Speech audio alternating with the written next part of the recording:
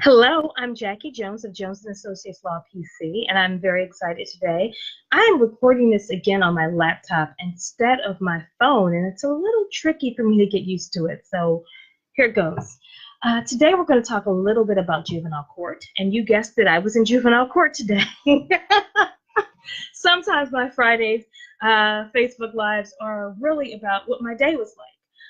But today, some things came up that really struck me as someone who cares about criminal justice, about juvenile justice, and about reform.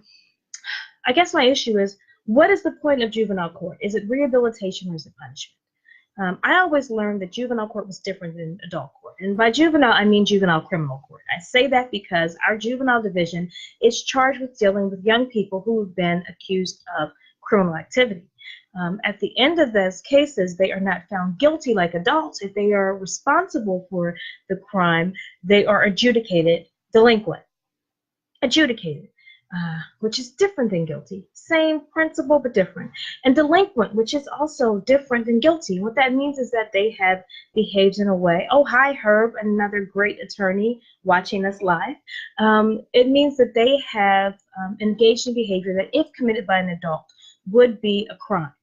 Now, because they are not an adult, we are presuming in some ways that they are not fully capable of making decisions. Well, why do we say that? Because I have teenagers. In fact, I have a new 16-year-old, I have 15 and 16-year-old, a brand new 16-year-old as of a couple of days ago.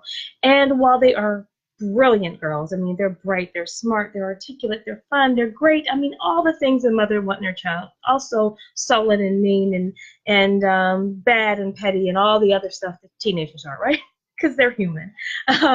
But they don't always make decisions that I believe they will make as adults. That's because their minds are not fully formed. They make decisions based on their experience. As one of my friends keeps reminding me, they've only existed on the earth for a decade and a half. And you think about that. I have clothes that are 15 years old. And, since I can still get into some of them, yes. But what that means is that when you have people who don't have fully formed frontal cortex, Texas especially, they don't have fully formed brains, they make decisions based on their evaluation, their experience. And sometimes you say, well, why wouldn't you do this? Why'd you do that? And my oldest, my 16-year-old, is very good at saying, I don't know. And I'm like, what? I don't know. And the truth is, she doesn't know. She has absolutely no idea why she didn't do this other thing that would have made more sense. But it's also because she doesn't have the life experience to know all the other things that can happen and all the other things that make more sense. So while I am in juvenile court today, that comes up because in this case the child is in treatment, they're in therapy, the child's in therapy, and the probation officer had agreed the child was in treatment, the child was in therapy, and that was, acting appropriately and doing exactly what this child should be doing.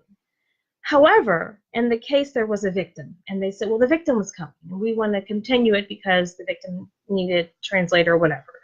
And I was like, what is the victim doing here? Now, at the adjudication, where this child is going to either take responsibility or be found to be responsible for an action, having a victim there is crucial. The victim can give an impact statement. They can say what they think should be done. They can talk about how it impacted their life. They are entirely entitled to that. But my concern today was that my child is in therapy, and it's a confidential therapy, and it's, my child is following the rules that have been set out. There was not going to be any change to those rules. And I didn't think it was appropriate for the Commonwealth or the probation officer to try to bring a victim in to actually hear what I thought were confidential details of my client's therapy. Because my thought is this is about rehabilitation. And for me, if it was about rehabilitation, even though the victim had a right to send a statement or submit a statement, either oral or written, as it said in the rule that I was looking at, I didn't think it was appropriate for this victim to be sitting there when my client's therapies and situations were discussed. Now, there was a big issue because the DA was like, well, the victim has a right at every stage. And I said, well, you're looking at one rule, but I said, we're in a dispositional review. That's a different rule. What rule do you mean? Here it is. And I was trying to explain it to the judge as well. Listen, the judge said, well, the right person has a right to a translator. That's my understanding. I said, yes, but that person doesn't necessarily have a right to sit in these proceedings, and I want a ruling on that. So we had a lot of issues about whether or not that should happen, which I think a lot of people were not getting, because I kept trying to explain this is a dispositional review. This is not an adjudication. Now, those are big fancy words to say, that when someone has been found guilty, and the moment they're found guilty, victims get to speak. But because this is not like an adult felony charge where we're talking about someone coming up on parole and you have a right to know if a parolee is going to be let back in the community, we're talking about a child who is going to confidential therapy, who is seeking treatment, who is trying to be rehabilitated, who's trying to be better. Should a community member have the right or access to those sort of things, especially since there are HIPAA issues and that there are, mental health issues going on there? I don't know. I see a couple of you listening. Hey, Tammy, I see you too. Do you guys have any thought? I mean, Herb, you are an attorney. Tammy, you work with adjudicated youth. What do you think? Or anyone else who's watching, you can certainly type your comments in or let us know. I guess I could pull people on screen. I don't know if I can do this here. But it just brought forth the point to me that we have forgotten that juvenile justice is about rehabilitation. Yes, there is a punishment component. Yes, juveniles are doing things that are more and more outrageous, and we have to deal with it appropriately. But when you're dealing with, say, an 11 or 12-year-old, which I was dealing with in this case, someone who's very young, who's pretty much without guile, who has not done anything that was violent, do we want to set them and treat them the same way we treat adult felons, for instance? Or do we want to focus on making sure that this child never reoffends? I mean, absolutely never. So I guess my thought is, yeah, I want to focus on rehabilitation. I don't need to think about it. I need to focus on rehabilitation. I think it's really, really important when it comes to children that we be thinking of the end in mind. And I say the end in mind because a lot of crime, a lot of crime that happens really goes on in that age range when they are late teens to early 20s.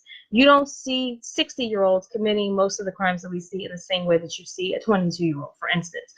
It's just a nature of their brain and their development and kind of how the cycle of crime works.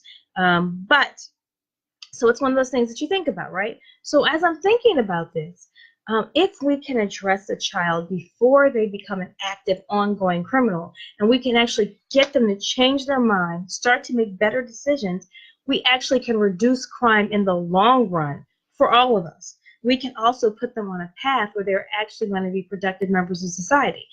I think that's really important. I don't think we consider that enough. I think that sometimes we get so caught up in punishment, we don't think about the ongoing deterrent and the importance of deterring future crime. So that is sort of what I was thinking about today as we talked about rehabilitation versus punishment. Now, have you ever been a crime victim? Because I mean, sometimes as a crime victim, you're thinking, well, I just want this person punished. Like, they need to get it. They need to get it. They need to get it good. But do we want to prevent other people from being victims? And that's part of what it has to do. And this is not a bleeding heart, position. This is a common sense position. And it's common sense because if we can get at the demographic that is committing the most crimes and actually prevent them from having more of those crimes, and if we're doing more of it, if we can actually get that demographic and prevent it, we are in a position to actually cut crime. And cutting crime not only helps people, it saves us money. It saves us money from sending children away. It saves us money from prisons and having to build more prisons and deal with those sort of things. It saves us money in victims and victim services. It is a smart thing to do to try to fix what is broken.